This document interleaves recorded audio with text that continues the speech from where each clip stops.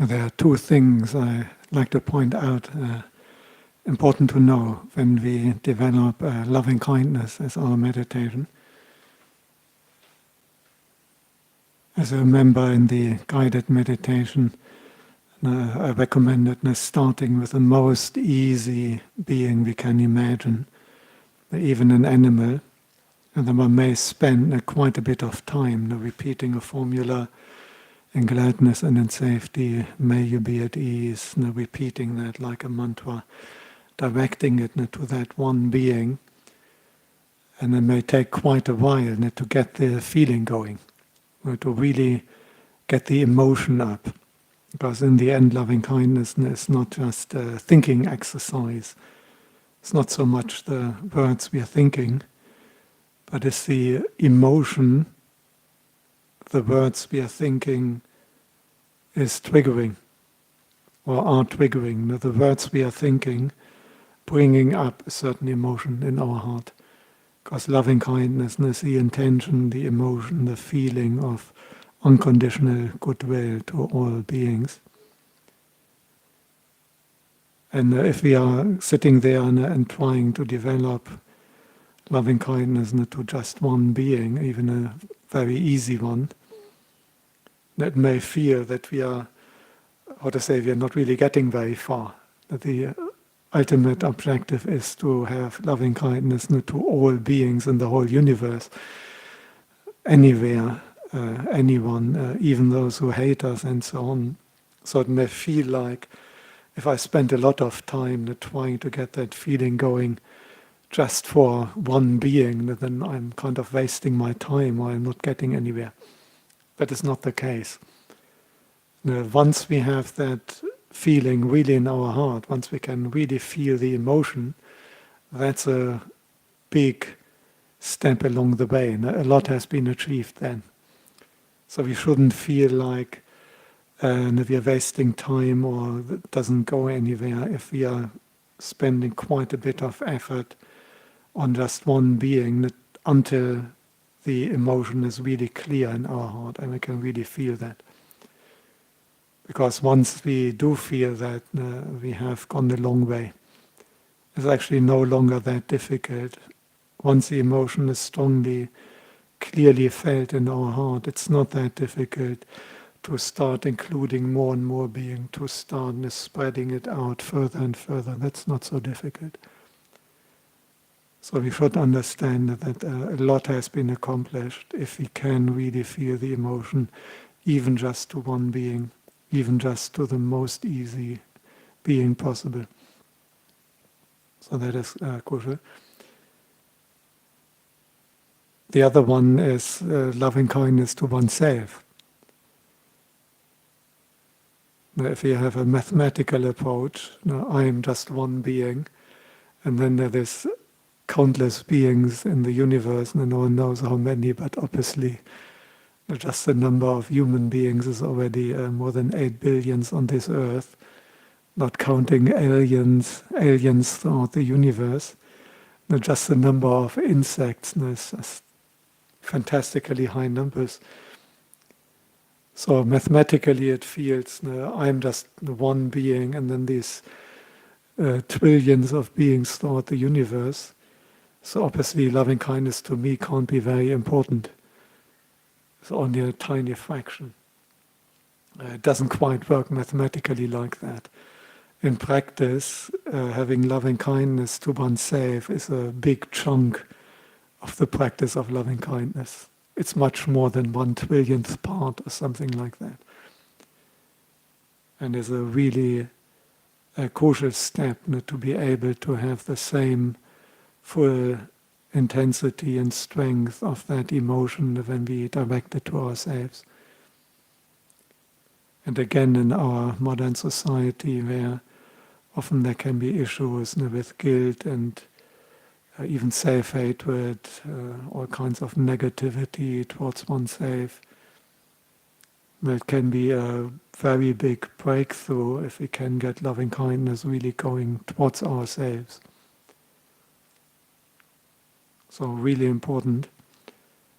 that we are not feeling, oh, I shouldn't spend much time for loving kindness on myself because there's trillions of other beings I have to make sure that I have loving kindness for. And it's not quite so mathematically. Sometimes you may want to spend maybe even a half your effort onto yourself and then the other half to all other beings. At least until loving kindness to ourselves is really unconditional. And it's good to remember that loving kindness, as the Buddha recommends, is meant to be unconditional. So we don't need to have any special qualities to deserve our own loving kindness. If we feel we are somehow not good enough to really direct loving kindness to ourselves, or if immediately all kinds of criticisms come to our mind, or immediately we think of our shortcomings or our mess-ups and our weaknesses, it doesn't really matter, because loving kindness is unconditional. That's a fantastic thing, and that's a big difference to other forms of what may be called love in English, in inverted commas. And worldly affection can have huge strings attached, or may depend on being a good boy or a good girl to deserve loving kindness or affection from someone else. And loving kindness doesn't have that. And if you ever have the good fortune of receiving loving kindness from a very advanced practitioner who really has that unconditional element in their loving kindness, it's so uplifting when you can feel that this person wishes you well, completely independent from whatever you may be doing or not doing, unconditionally. That feels really, really good. That's a difference from the affection you may be getting from a parent. I'm sure your parents have lots of affection for you, isn't it? But can you notice that there are lots of strings attached? And that there's this feeling often that your parents' happiness may depend to quite some extent on what you're doing or not doing, and can be quite a burden. Even if the affection is very genuine, we notice that their happiness depends on us, that there are expectations connected with that affection. If you get the loving kindness from a person who is free from the delusion of self, free from craving, as someone who has realized some Bodhi awakening, you can feel the difference there. It's such a relief that you don't have to do anything or be anything to get that. That is what we aspire to. That's what we aspire to develop towards ourselves.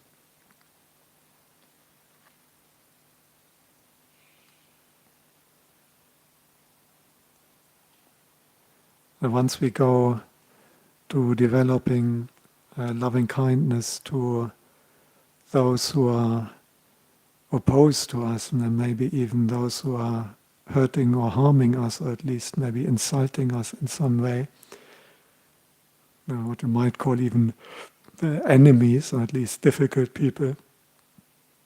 That is an important exercise as well. And at some stage when loving kindness is really strong in our heart, it's good to try to deliberately bring it up and direct it to difficult people, even those who are harming us or harming our loved ones.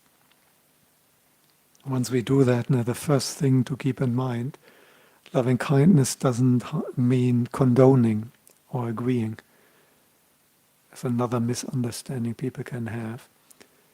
If you have unconditional loving kindness to a person who's doing nasty things, it doesn't mean that you agree with that. It doesn't mean that you support it or condone it or rejoice in it. Not at all. Now one can still have the wisdom, the understanding, the mindfulness, and can be absolutely clear that what this person is doing is really harmful, really bad, unwholesome, but you still wish them well. Because loving kindness is unconditional. And one good way of doing that, you can adjust the formula you're using. Now, for example, if you are wishing someone, may they be healthy and strong and live a long time, if you wish that to someone who's hurting and harming you, it may feel like the healthier and stronger they are, the more they're going to harm me and others. So that formula may not work so well. But you can, for example, adjust that and wish them that may you have loving kindness. May you be free from anger. And may you abandon all aversion and hatred. May your heart be filled with kindness and compassion. That works often much easier towards someone who is difficult and is doing harmful, nasty things. So really important to keep in mind once we go to difficult people, loving kindness doesn't mean condoning or agreeing or supporting unwholesome actions. And we can deliberately even build up the wish that they get freed from the defilements that are causing that, wishing them to attain enlightenment, to attain sambodhi, awakening, that they can abandon all their anger and hatred.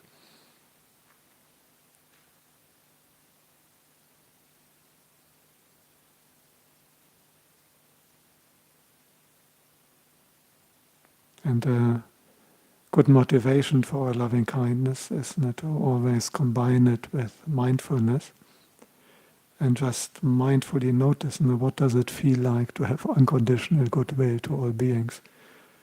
And it just feels so good. It actually feels so good that we wonder why don't we try to develop that all the time? What's stopping us?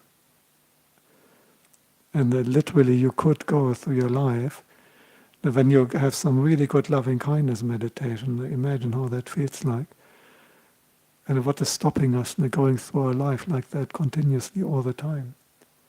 And we can make that our main meditation, and even keeping that going in the background, you can have that kind of happiness accompanying you all the time, whatever you do, wherever you go.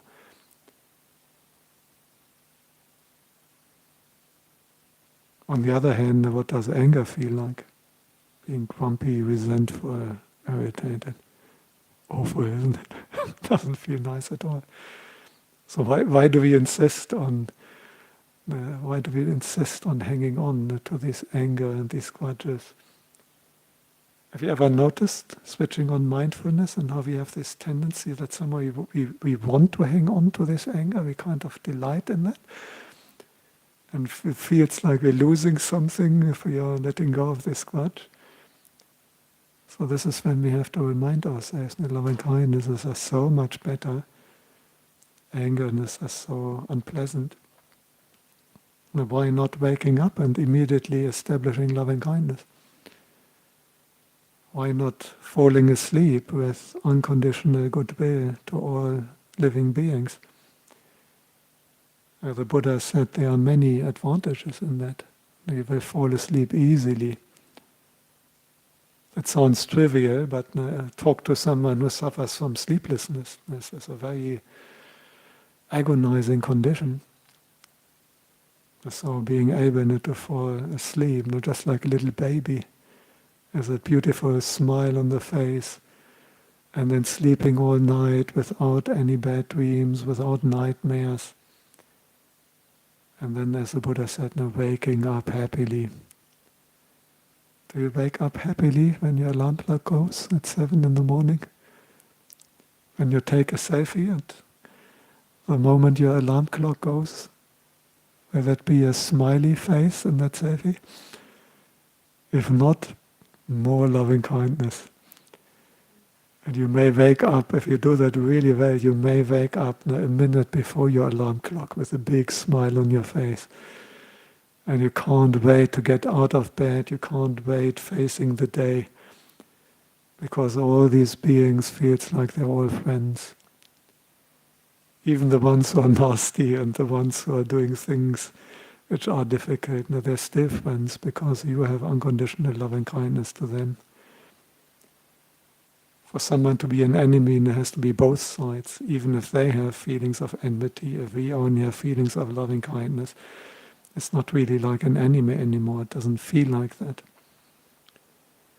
So loving kindness is great to get us really going, to bring some purpose and meaning into our life, to give us some motivation to get up, face the day. Not with this defensive attitude, no, I have to go to work, I have to get through it. Like a boxer when they're getting clobbered by the other guy and they're just trying to defend themselves. Now this is how we sometimes go through our day, and just like, ooh, what's next? But upright, chest open, facing the day and pushing out loving kindness, going to work with loving kindness, going shopping with loving kindness, coming back home with loving kindness, opening your email and reading them with loving kindness, and so on. And suddenly life is so much easier. Suddenly life is so much more enjoyable. Suddenly we can see all kinds of good things in these difficult people. Because it's undeniable, no? Even those people we find nasty or difficult, usually there's some people who really like them. No? Otherwise, talk to the mother of the most nasty person you know. And she probably has heaps of good things to say about that person. And the amazing thing is that the moment we practice loving kindness, we also can see all the goodness and the beauty in this world.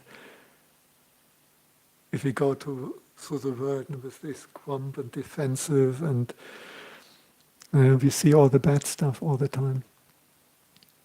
If we start with loving kindness, wishing well to all beings, wishing well to ourselves, then suddenly you see all these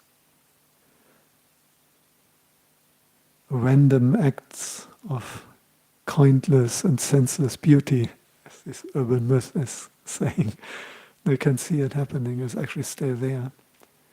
You can see in the good things and even in difficult people.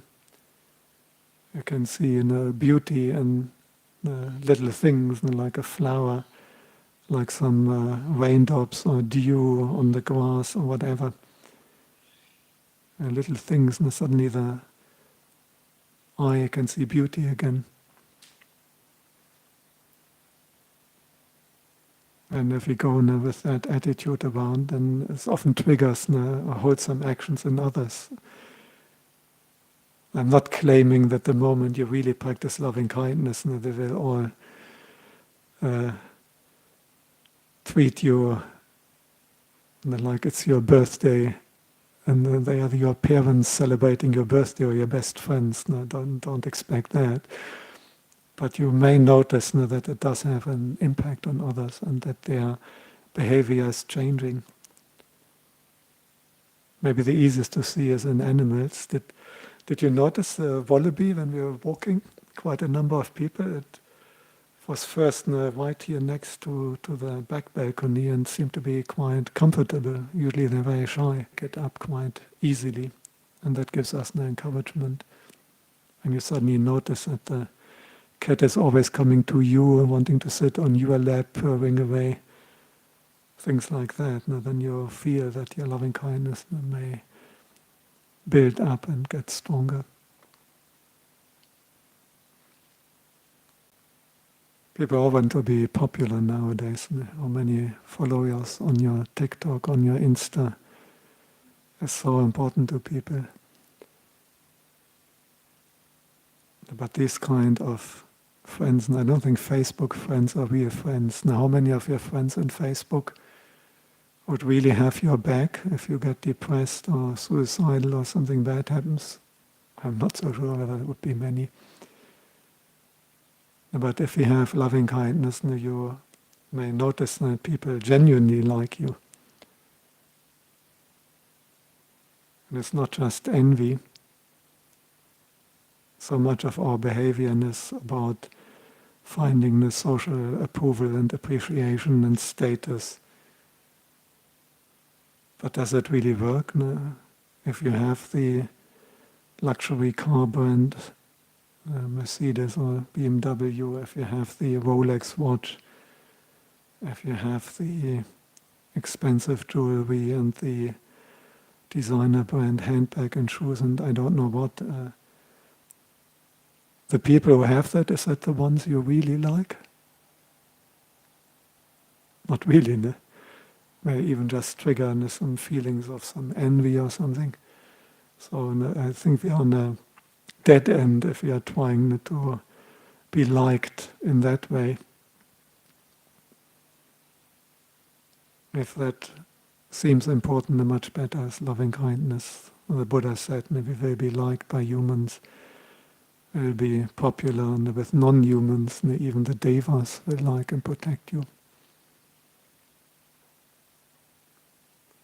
So many reasons to practice loving kindness all the time, at least in the background.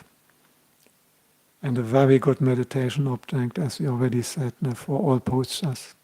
What I pointed out, this can be done walking, standing, sitting, even when you're lying down, as long as you're not sleeping. Great for that. And it's also great for moving in and out of formal meditation. You're really sitting cross-legged, eyes closed, no disturbance. Or once you come out, you can still have loving kindness in the background. And then all your interaction, because you have to face reality.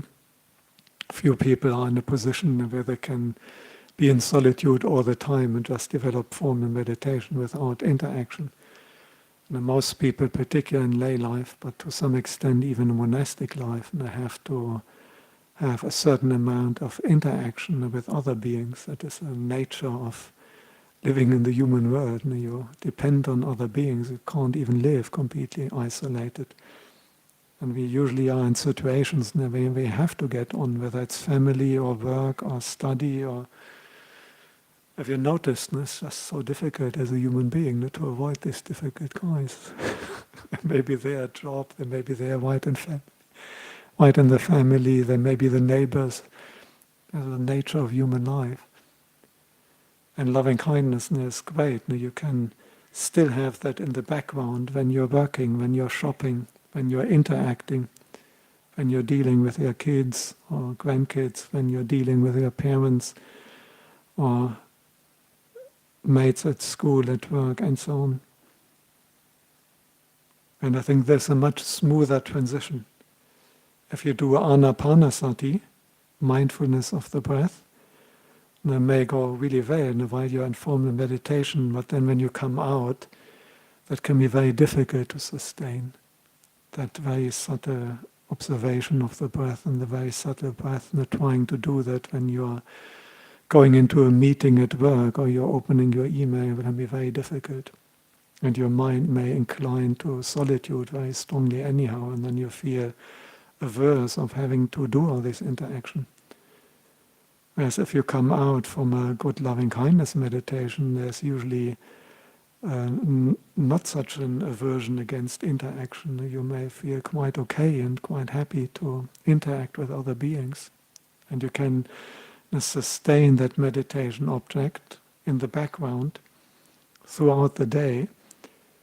And then once you get into formal meditation again, then you can crank it up on a more refined and subtle level. When you come out and interact, you go for the background again.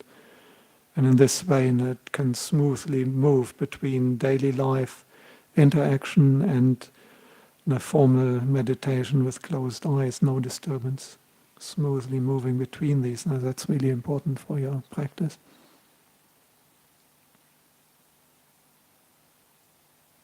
Okay, a few comments from my side on loving kindness, a few suggestions I'd like to offer. Thank you for your patience in listening, and still a few minutes left if someone has any comments or questions. Or does it all make any sense what I'm saying, or the meditation? Ayana. Someone is asking if we are doing active loving kindness and in interaction with others, whether that means it's more compassion now. Now you can use it and they're close in any case, but you can also interact with others based on wishing them well. So I think you wouldn't have to switch to compassion in order to do active loving kindness, because the wish for others to be well, if we have an activity which is beneficial to others, that can be based on loving kindness. However, if your mind finds that easier in terms of compassion, or if you have a job, some people may have a job where they have to deal with people who have lots of suffering, for them it may be more natural to rather go for compassion. But in that case, you can of course also do compassion in your formal meditation, and then you're just moving in and out between formal meditation and interaction, and always maintaining a compassion. Both are possible. And the other question of what loving kindness actually is basically an emotion. And if one has that strongly, I don't think it's actually so totally different from when people are happily in love, in their honeymoon, so to speak. And they see everything through rose-tainted glasses. Now they're just so happy. Now, this is an emotion, just one example of an emotion which is very strong, very uplifting. But worldly love, of course, has huge drawbacks, because if that goes wrong, then you're just as depressed and sad and miserable. When it turns foul or you get dumped and so on. So this one has so many drawbacks. But if you really walk around with very strong loving kindness, unconditional goodwill to all beings, it's a little bit similar. You will be just feeling happy all the time. So it's just a very strong emotion. Or like when people are on holiday and they meet old friends and you feel very happy. This kind of emotion which can be sustained for quite some time. The loving kindness can generate that. So you just walk around and with a very happy, uplifting, and fortunately at the same time also very wholesome emotion. And it can't be disappointed. Because if it's true loving kindness, and it doesn't matter anyhow what the others are doing. If it's worldly affection, it's all whether they will be returned, and otherwise no one is devastated. Loving kindness is different. From the beginning, there's no expectation for any return or anything. It doesn't matter whether they love you or they hate you. The only thing that matters is that from our side we're wishing them well. So you're not exposing yourself to disappointment and misery. Okay, exactly 5. Let's share merits with all beings, and that's on page 33 in the chanting book. Now let's chant the verses of sharing and aspiration. Through the goodness that arises from my practice, may my spiritual teachers and guides of great virtue, my mother, my father, and my relatives, the sun and the moon, and all virtuous leaders of the world, may the highest gods and evil forces, celestial beings, guardian spirits of the earth, and the Lord of death, may those who are friendly, indifferent, or hostile, may all beings receive the blessings of my life. May they soon attain the threefold bliss and realize the deathless through the goodness that arises from my practice, and through this act of sharing, may all desires and attachments quickly cease, and states of mind, until I realize Nibbana in every kind of birth. May I have an upright mind, with mindfulness and wisdom, austerity and vigor. May the forces of delusion not take hold, nor weaken my resolve. The Buddha is my excellent refuge. Unsurpassed is the protection of the Dhamma. The solitary Buddha is my noble guide. The Sangha is my supreme support. Through the supreme power of all these, may darkness and delusion be dispelled.